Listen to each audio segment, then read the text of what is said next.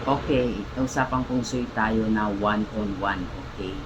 Ikaw ba yung taong naniniwala sa sabi-sabi na kapag maglagay ng pera sa likod ng cellphone mo ay papasok ang swerte? Suswertehin ka?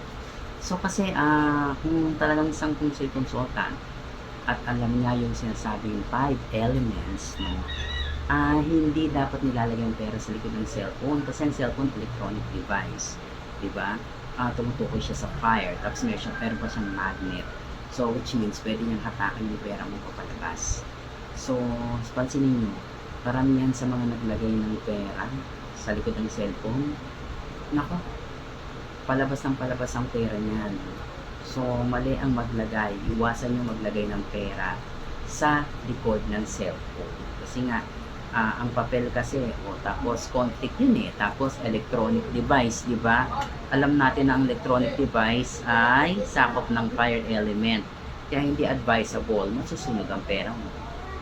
Nay, maging matalino para hindi tayo pabigla-bigla sa mga ating mga sinusunod na paniniwalang may mali. Okay, thank you.